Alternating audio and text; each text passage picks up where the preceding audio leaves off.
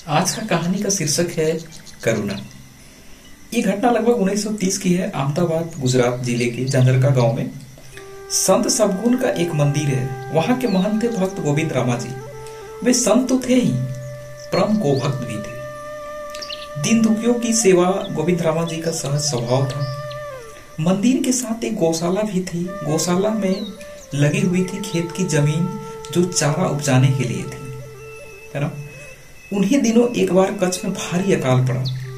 अन्न और जल के अभाव में मनुष्य और पशु तड़पने लगे। वे कच्छ प्रदेश छोड़कर इधर उधर भागने लगे। जिनके पास अन्य प्रांत में जाने के साधन थे वे अपने पशु लेकर के चल दिए। आशा यही था कि कहीं भी पहुंचकर उनके पशुओं के प्राण को बचा लिया जाए। लेकिन हुआ ये कि ऐसे ही कुछ परिवार गायों का एक दल लेकर अहमदाबाद की ओर आए। जजरका गांव के पास पहुंचे तो गौशाला के खेत में खड़ी जवर को देखकर भूखी गाय रुक गई। गोविंद रामा जी वहीं खड़े थे। उन्होंने भूख से व्याकुल दुबली पतली कतार गायों को देखा। जब अकाल पीड़ित व्यक्तियों से आसानी अकाल का हाल सुना और गौ माताओं को तरसते नयनों से जवार की ओर ताकते देखा तो संत गोविंद रामा जी का मन करुणा से द्रवित हो गया। वे हाथ जोड़कर बोले, हे गौ माताओं, खेत में पधारिए, आपका स्वागत है। ज्वार खाकर अपनी भूख मिटाइए। फिर क्या था, गौ माताएं खेत में प्रवेश करके अपनी भूख शांत करने लगी।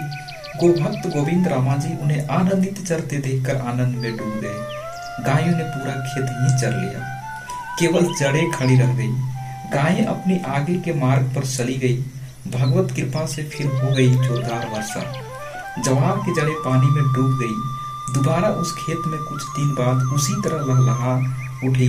गोविंद रामा जी ने सभी लोगों से कहा कि देख रहे हैं गौ माताओं की कृपा, फिर से खेत वैसा ही हरा भरा हो गया। तो इस कहानी से शिक्षा ये मिलता है करुणा। मनुष्य को स्वधर्म के अनुसार आसक्ति और स्वार्थ ही होकर अखिल जगत में परमात्मा को व्यापक समझकर सबकी सेवा करने के भाव से अपना अपना कर्तव्य करते रहना चाहिए।